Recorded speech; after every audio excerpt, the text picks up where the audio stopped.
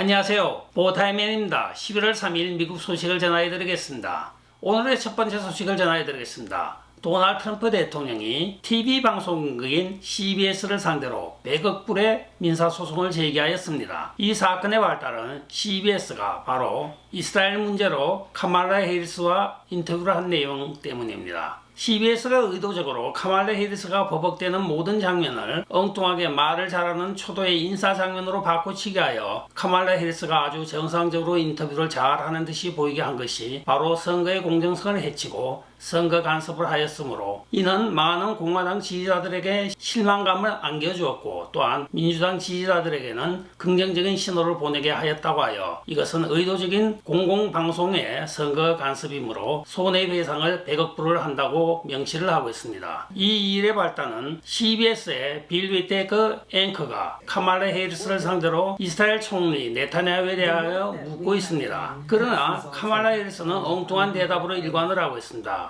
그 내용을 살펴보자고 하면 위테크가 먼저 네타냐후 총리는 우리의 말을 듣지 않고 있는 것 같은데요 하자 카말라 해리스가 빌, 우리는 중동에서 수많은 운동을 해왔습니다. 이는 많은 것이 일어났고 이 중에 하나는 우리가 해야 될 일을 옹호하는 일입니다 하고 엉뚱한 대답을 한 것입니다. 그러나 CBS는 이것을 의도적으로 편집을 하여 빌 위테크가 그러나 네타냐후 총리는 우리의 말을 듣지 않고 있는 것 같은데요 하고 그 다음을 잘라서 우리는 이 전쟁을 끝내야 한다는 필요성에 대하여 미국이 어떤 입장을 가지고 있는지 명확히 밝히고 또 그것을 위하여 필요한 것을 추구하는 것을 멈추지 않을 것입니다 하고 아주 유창한 답변으로 편집을 한 것입니다. 앞에 대답한 것과 뒤에 대답한 것은 하늘과 땅 차이입니다. 이렇게 함으로써 많은 중도 계층의 유권자들에게 카말라 해리스의 인상을 좋게 보이기 위하여 선거 간섭을 한 것으로 보여지고 있습니다. 그리하여 이들은 카말라 해리스가 일관성이 있고 좋게 보이기 위한 답변을 한 1분 미만의 영상을 편집한 대가로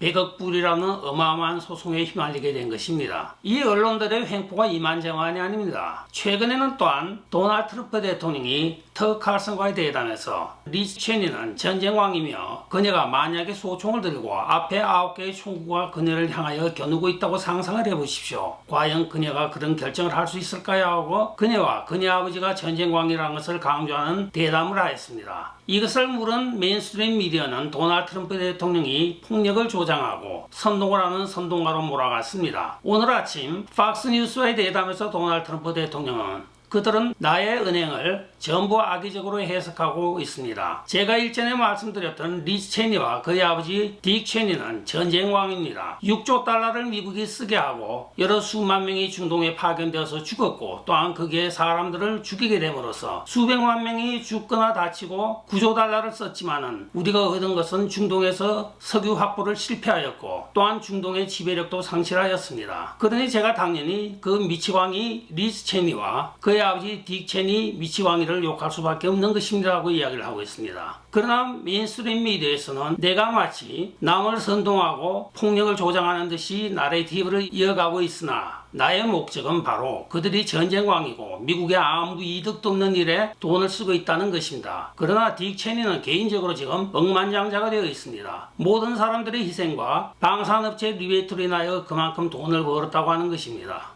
도널드 트럼프 대통령이 강조한 것은 전쟁왕들에 대한 경계인데 메인스트림 미디어는 이것이 마치 도널드 트럼프 대통령의 캐릭터가 폭력적이고 선동가인 듯이 몰아가고 있는 것입니다. 참 안타까운 현실이기도 합니다. 다음 소식입니다. 선거가 이틀 앞으로 다가온 오늘 11월 3일 비교적 편차가 적기로 유명한 어틀라스 인텔 조사에 의하면 도널드 트럼프 대통령이 승리하는 것으로 역시 나타나고 있습니다. 이는 모든 경합주에서 도널드 트럼프 대통령이 2% 편차를 벗어난 것으로 보여지고 있으며 노스캐롤라이나 도널드 트럼프 대통령 대 카말라 해리스는 50.5 대 47.1로 편차가 3.4로 편차 범위를 벗어나고 있고 조지아 50.1 대 47.6으로 3.5로 역시 오차 범위를 벗어나고 있습니다. 아리조나주는 52.3 대 45.8로 6.5의 큰 편차로 나타나고 있으며 네바다 역시 51.5 대 46으로 5.5%의 편차를 보이고 있습니다. 와이오밍이 가장 적은 편차로 49.6대 48.6으로 1%를 보이고 있고, 미시간은 49.7대 48.2로 역시 오차 범위 내 1.5%를 보이고 있고, 펜실베니아 49.6대 47.8로 1.8의 오차 범위를 보이고 있습니다. 평균 오차 범위 2%로 조사된 바에 의하면 도널드 트럼프 대통령이 모든 경합주에서 승리를 하는 것으로 보여지고 있고, 또한 데일리 메일이 조사한 바에 따르면 도널드 트럼프 대통령이 평균 6% 내지 14%의 리드를 하고 있는 것으로 보여지고 있습니다. 모든 언론 조사 기관에서는 도널드 트럼프 대통령이 압도적으로 승리하는 것으로 나타나고 있는데, 이는 1980년도 로널드 레이건 대통령이 미 전역에서 승리를 하여 정치 판도 재편을 오늘날에 와서 다시 나타나는 것으로 많은 전문가들이 보고 있습니다.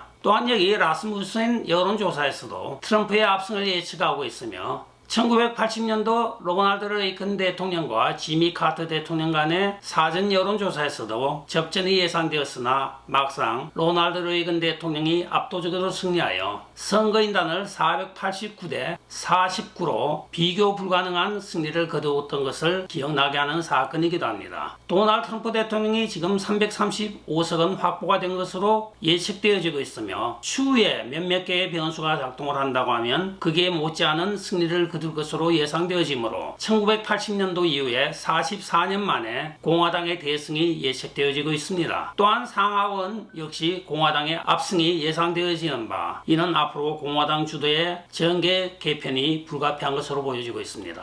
라스무센의 여론조사 책임자는 1980년도 이후에 미국의 정치 판도에 재편을 가져오는 사건이 일어날 것 같다고 예측을 하고 있는 것입니다. 다음 소식입니다. 백악관이 연방법의 저촉 여부를 지금 실사를 받게 되어 있습니다. 일전에 바이든 대통령이 푸에르토리코 쓰레기 발언을 바로 보도해드린 바가 있습니다. 오늘 백악관 발표 기록 용지에 따르면 거기에는 바이든이 쓰레기로 발언한 것이 싹 지워지고 딴 것으로 대체가 되어 있습니다. 이는 정부 기록 문서 보관에 의하여 모든 사초는 있는 그대로를 기재하게 되어 있는데, 백악관의 스태프들이 이것을 변조한 것입니다. 이에 하원 2명이 의회 차원에서 지금 조사를 시작하자고 발의를 하였고, 의회에서 아마 통과될 것으로 보여지고 있습니다. 21세기 미국에서 이게 무슨 언론 변조입니까? 사초를 변조한 것입니다. 다음 소식입니다. 도널드 트럼프 대통령에게 대권을 넘기기 위하여 오늘도 열심히 뛰고 있는 RFK 주니어에 대한 소식입니다. 그는 오늘 연설에서 도널드 트럼프 대통령을 찍으십시오. 그리고 도널드 트럼프 대통령 정부 1호에서 자기가 할 일은 바로 모든 공공수도에서 불소를 첨가하는 것을 금지하는 것입니다 하고 이야기를 하고 있습니다. 그가 대중들에게 화근한 바에 따르면 불소를 첨가하게 되므로 불소는 산업 폐기물로서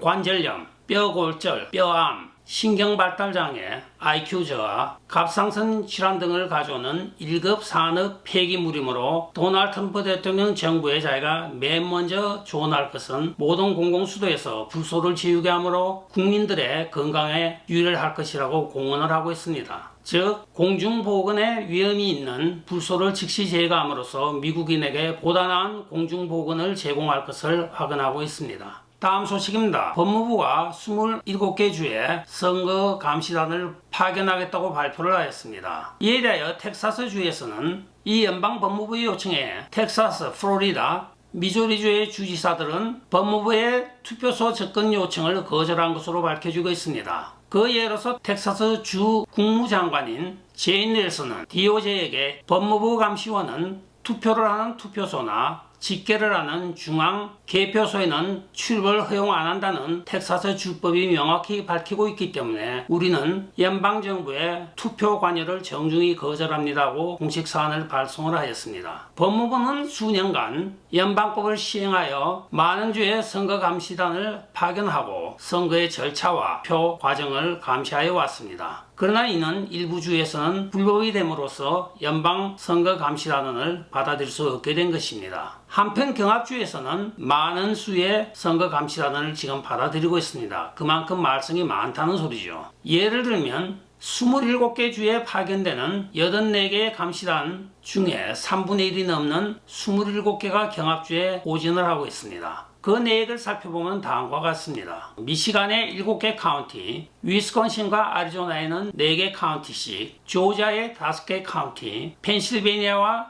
노스캐롤라이나의 3개 카운티, 네바다의 한 개 카운티하여 총 27개 카운티를 감시하는 감시단을 파견한 것입니다. 따라서 말썽 많은 이 모든 스윙 스테이트에는 그만큼 더 공정성을 기하기 위하여 연방 법무부가 파견한다고 선의적으로 해석하고 있습니다. 그러나 바이든 정부에서 파견하는 것이 과연 긍정적인 측면보다는 부정적인 측면이 많다는 것이 대중들의 여론이기도 합니다. 그만큼 바이든 정부가 신용을 잃은 것이겠죠. 2020년 대인 마음이라서 그런지 올해는 제발 공정하고 정확한 선거가 치러졌으면 하는 것이 우리들의 바람이 아닐까요? 지금까지 보타이맨이었습니다. 끝까지 시청해 주셔서 감사합니다. 좋아요, 댓글, 구독, 알림 부탁드리겠습니다. 안녕히 계십시오. 바이.